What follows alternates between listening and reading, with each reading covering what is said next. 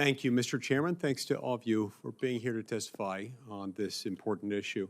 I'd like to ask each of you a couple of very simple questions in the interest of time, because we've got a lot to cover and little time to do it. I'm going to ask for a yes or no answer to each of these questions. What I'd like to do is start with Mr. Hewitt and then go to Ms. Riordan and so on and so forth. Again, answer with a yes or a no.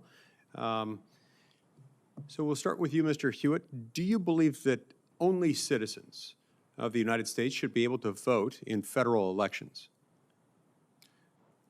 We don't have a position about non-citizens voting in federal elections. We believe that's what the current laws are, and so we're certainly fighting for everyone who's eligible under the current laws to be able to vote. Ms. Riordan?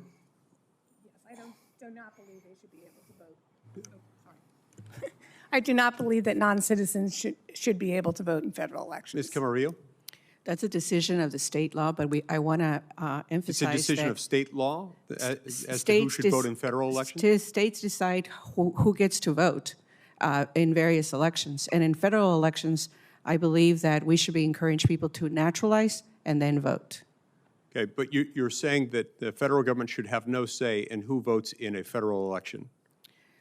I don't have a position on that. Mr. von Spakovsky? As a first-generation son of naturalized citizens, I believe only citizens should be allowed to vote in all U.S. elections. Ms. Leiken? Federal law prohibits non-citizens from voting in federal elections, and we support, our work focuses on enabling all eligible voters to be able to vote and cast their ballot and have that ballot counted. Okay. Now, here's the second question, and again, please give me a yes or no if you possibly can.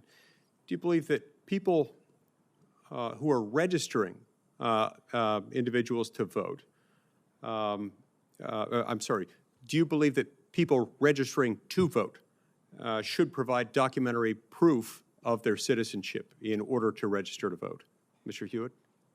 I think your first question kind of answers the second. Based upon the applicable rules, federal or state elections, or what have you, we know we have to follow those rules. The question is, what's the impact of those rules? Ms. Riordan? Yes. Ms. Camarillo? Voter registration cards and affidavits, when people sign them, people are signing under federal, penalties of certain, depending on the state, either criminal or otherwise. Yeah. That they're. Can I get a yes or no out of you? Should they or should they not have to require documentation establishing their citizenship? It's already redundant in many states, and it's already being asked. Mr. von Spakovsky? Yes, all individuals should be required to provide proof of citizenship. Ms. Leiken? Documentary proof of citizenship requirements are often discriminatory. In fact, we sued the state of Kansas and won litigation on this issue. Okay. I do find it troubling that these couldn't both all be answered with a simple yes. I think if you asked most Americans, the overwhelming majority of Americans would say, yeah, you should have to be a citizen to vote in a federal election, and yeah, you ought to be required to prove it.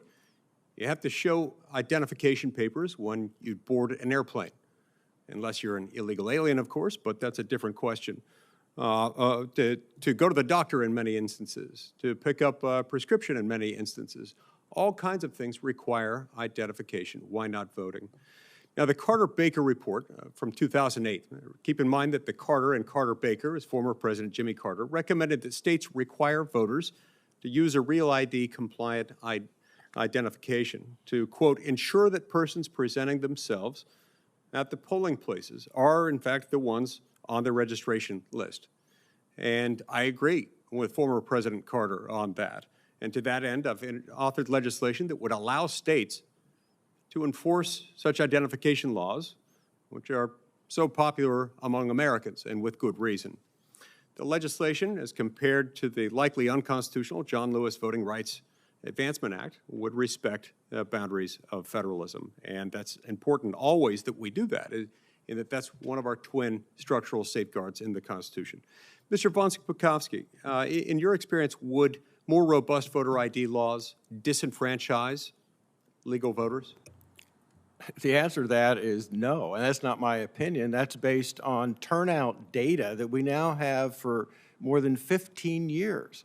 election after election after election. Georgia, for example's ID law has been in place since the 2008 election. They've seen record registration and turnout of all voters, including Black and Hispanic voters there. And all the studies, one of the ones I cited, showed that when you compare all 50 states, IDs do not keep people from voting, particularly because every state that's put in an ID requirement will provide a free ID to anyone who doesn't have one.